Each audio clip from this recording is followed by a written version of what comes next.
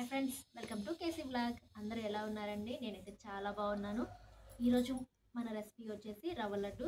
రవ్వ లడ్డూని ఎందుకు చేస్తున్నాను అంటే, మనకు ఒక సబ్స్క్రైబర్ అక్క రవ్వ లడ్డు ఎలా చేస్తారు ఏంటి అనేది మనకు కామెంట్ అయితే చేశారు. సో తన కోసమే నేను ఈ రవ్వ లడ్డూని తయారు చేస్తున్నాను. నేనైతే హాఫ్ కిలో రవ్వతోటి రవ్వ లడ్డూని అయితే ప్రిపేర్ చేస్తున్నాను. ఏమేమి వేస్తాను ఏంటి అనేది వీడియోలోకి వెళ్ళేటప్పుడు మనం అన్నీ చూద్దాం.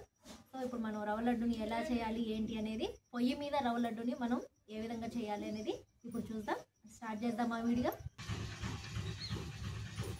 దాంట్లో నెయ్యి 2 టేబుల్ స్పూన్ల నెయ్యి, జీడిపప్పు ద్రాక్ష ఫ్రై చేసుకోవాలి.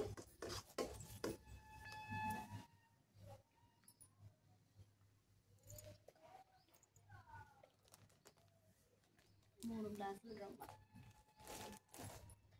గ్లాసులు రవ్వ అయితే హాఫ్ కిలో సరిపోతుంది కరెక్ట్గా. మనం ఇందాకే నెయ్యి ఎక్కువ వేసుకున్నాం కాబట్టి ఆ నెయ్యి సరిపోద్ది. లేదు ఇంకా ఎక్కువ కావాలి అనుకున్నప్పుడు లడ్డు చేసుకునేటప్పుడు నెయ్యి ఎక్కువ వేసుకున్నామంటే టేస్ట్ అనేది ఇంకా చాలా బాగుంటుంది. రవ్వని చిన్న మంట మీదనే ఫ్రై చేసుకోవాలి, ఎందుకంటే మాడిపోయే ఛాన్సెస్ ఉంటుంది కాబట్టి మనం లో ఫ్లేమ్లో ఇలా కలుపుకుంటూనే ఉండాలి, లేదంటే మాడిపోతుంది. కొంచెం రవ్వ ఫ్రై అయిన తర్వాత హాఫ్ కప్పు కొబ్బరి తురుము వేస్తున్నా.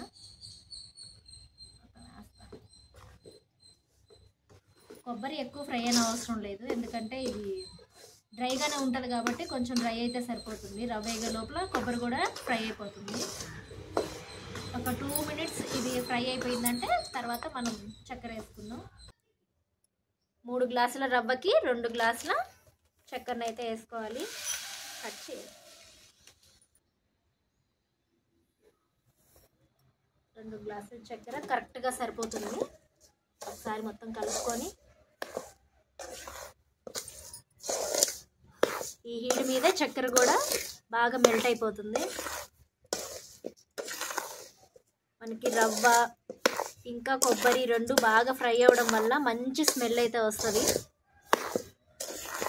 మాడిపోకుండా కలుపుకుంటూనే ఉండాలి. ఇలాగా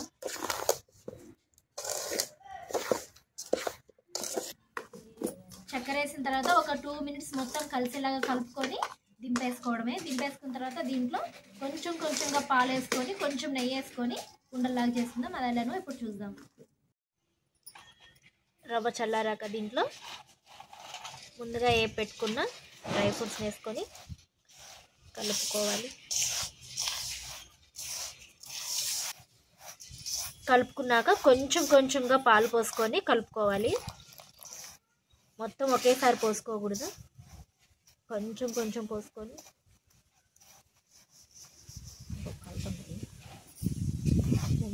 రాలేదు నాకు. ఇలాగా మనకు నచ్చిన సైజులో ఉండల్లాగా చేసుకొని పక్కన ఒక ప్లేట్లో పెట్టుకోవాలి. అదేవిధంగా అన్నిటిని కొంచెంగా పాలు పోసుకొని ఉండలు చేసుకోవాలి. మొత్తం ఒకేసారి పోసుకున్నామంటే రవ్వ పీల్చేస్తుంది, మనకి గట్టిగా అయిపోతుంది, కానీ ఉండ అనేది రాదు. కాబట్టి కొంచెమే పోసుకొని కలుపుకోవాలి. ఇప్పుడు చక్కెర కూడా కలిసిపోతుంది కాబట్టి మనం ఉండలు చేసుకోలేము, కొంచెం పాలు పోసుకోవాలి.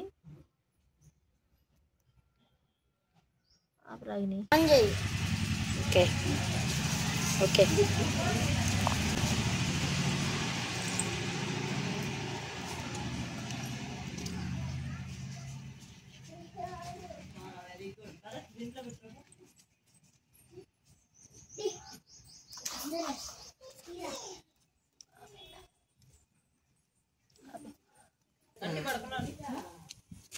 ఫైనల్గా లాస్ట్ ఇలాగా అన్నీ రెడీ చేసుకొని జీడిపప్పుని డెకరేషన్ చేసుకున్నామంటే రవ్వ లడ్డు అనేది రెడీ అయిపోయింది.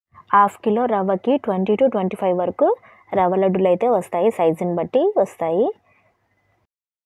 చూసారా ఎంతో ఈజీగా సింపుల్గా రవ్వ లడ్డూలు అనేటివి తయారు చేసుకోవచ్చు.